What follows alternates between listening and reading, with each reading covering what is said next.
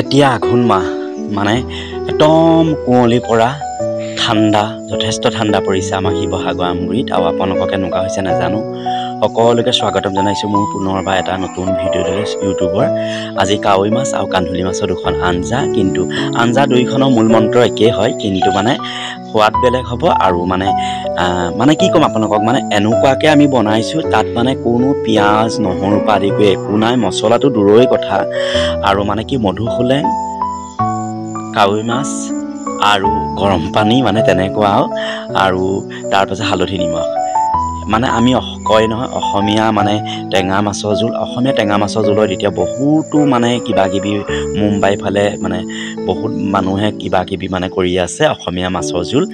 আৰু কথাটো কৈছোঁ এয়া আমাৰ নতুনকৈ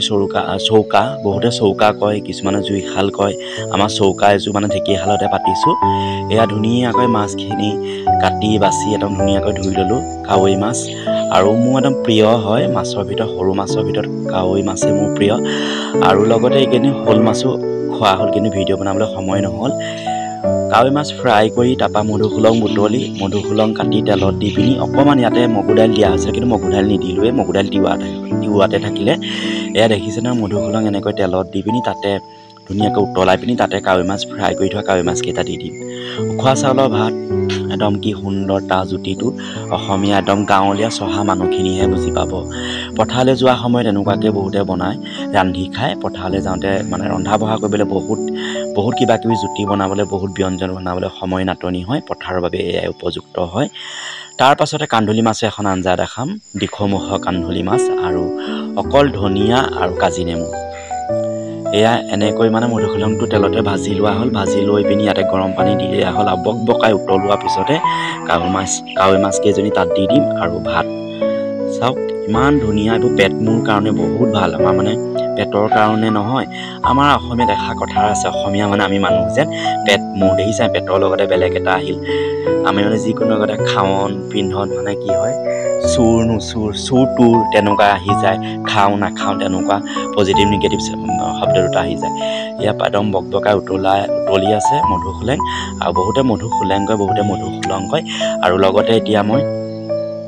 এই কাৱৈ মাছ ফ্ৰাই কৰি থোৱা কাৱৈ মাছ ঢালি দিলোঁ আচলতে তিনিজনীহে দি ৰান্ধিছোঁ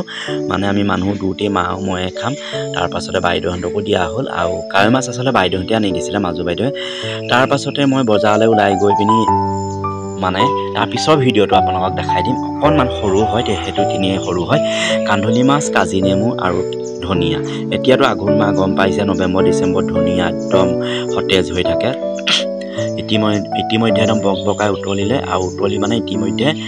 দেখিছে ন জোলটো বহুত আছিল বহুত কমি গুচি গ'ল এয়া আমাৰ এতিয়া ভাত এতিয়া ইতিমধ্যে মানে সাজু কৰি ৰখা হৈছে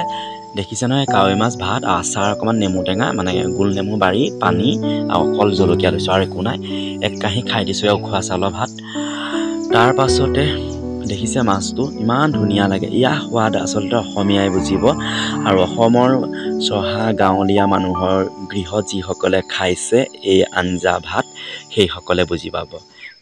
আৰু এয়া দেখাইছোঁ কান্ধুলি মাছ দেখিছে নহয় একদম ঘৰুৱা চাউলৰ ভাত কান্ধুলি মাছ ধনিয়া আৰু কাজি নেমু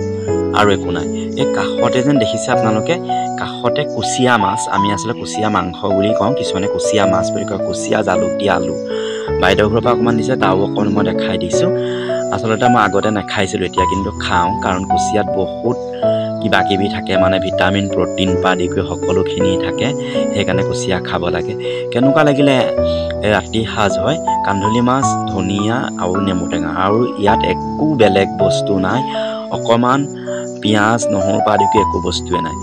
এইদৰে আপোনালোকে খাই চাবচোন কেনেকুৱা লাগিলে ভিডিঅ'টো লাইক কমেণ্ট কৰিব আৰু আশা কৰোঁ সকলোৱে ভিডিঅ'টো চাব আৰু মানে যিখিনি আপোনালোকে এনেকুৱা যদি কোনোবাই জুতি লৈছে তেন্তে মোক কমেণ্ট এটা দিব সঁচাকৈ কেনেকুৱা পালে ভিডিঅ'টো জনাব এতিয়া বহুত ঠাণ্ডা হয় ডিচেম্বৰ আজি 6 তাৰিখ ৰাতি হয় 6 তাৰিখে ৰাতি মানে আমাৰ ৰান্ধিছিলোঁ